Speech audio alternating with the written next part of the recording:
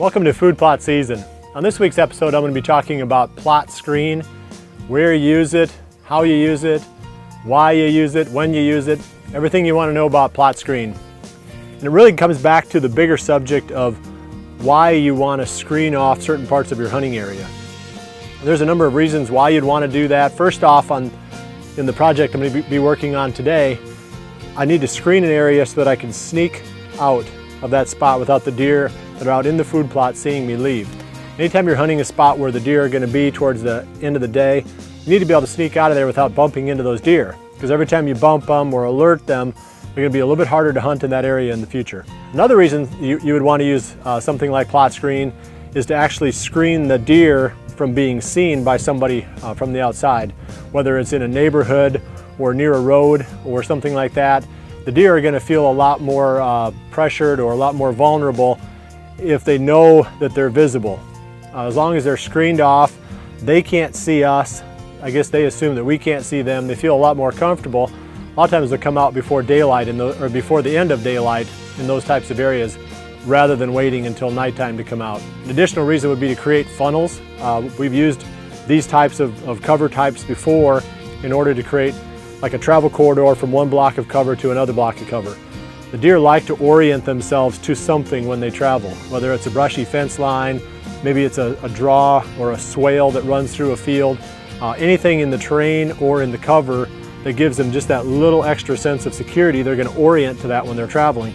So you can actually create travel corridors across open areas using something like the plot screen. If you plant a big enough block, you can actually create habitat.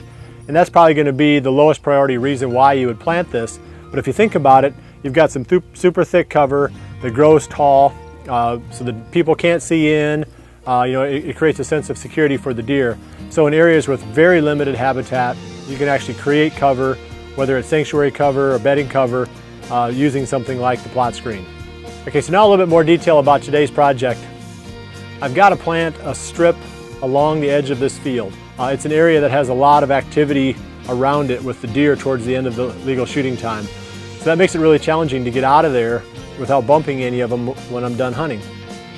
So obviously, something that isolates my movement and hides it from the deer that are out feeding in the food plot is the key. The strip itself has to be at least 16 feet wide, and that's just to create enough structure so that if it's windy or if you get some snow on it, that you're still going to have enough there that the deer can't see through it easily. So think in terms of 16 feet. Most drills are in that neighborhood. If you're going to drill it in, a big 15 to 16 foot drill is pretty common. And if you're going to use, like in this case, I'm going to broadcast seed this, so the width is not dependent upon the equipment that I'm going to be using, but more just dependent upon how much available room I've got to plant the strip. So 16 feet is going to work perfect. I'll probably go a little bit wider.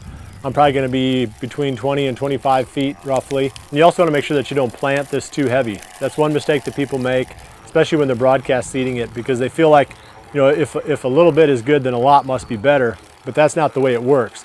The heavier you plant it, the smaller the plants actually get, and they don't reach their full height and they don't reach their full size. So you're actually stunting the plants, which works in the opposite of what you think is going to happen. Rather than having big, robust stalks and lots of cover to hide behind, you actually have these little stunted plants, and that's not going to work. And along that same line, plot screen is very nitrogen hungry. It likes nitrogen. A typical fertilizer rate might be 300 pounds per acre of triple 19, which you could get if you didn't use triple 19. If you used a mixture right from your co-op, you'd be aiming for that 57 units or higher of nitrogen to go with your plot screen. You can plant this stuff anytime from about the middle of May until about the middle of June or even a little bit later. And it does well under dry conditions. It actually uses less moisture than what corn requires, so it'll grow well even in dry times. So don't be afraid to plant it a little bit late. It's a warm season planting, so that means that the hotter it is, the better it grows. As long as there's some soil moisture, you're going to grow really fast. Your plot screen is going to get up really fast and do really well. So, I've planted it as late as the end of June before and actually had a decent stand of it. But the recommended timeline is from mid-May to mid-June in most parts of the country.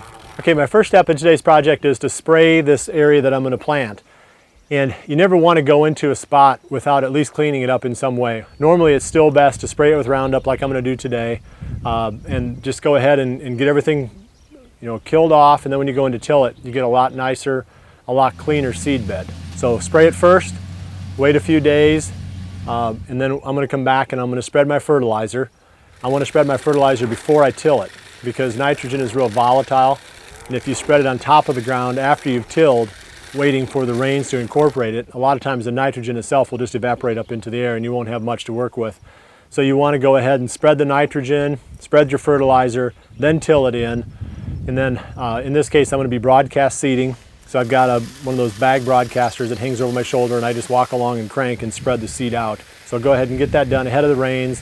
The rain then comes and just beats that seed down into the tilled ground and creates the perfect amount of seed to soil contact, a nice shallow seed depth, and right away you get quick germination and a lot of growth. Okay, so next I'm going to do my spraying, and then over the course of the next few days I'll come back and do the rest of the steps of this project. We'll just bring it all to you right here on the food plot season.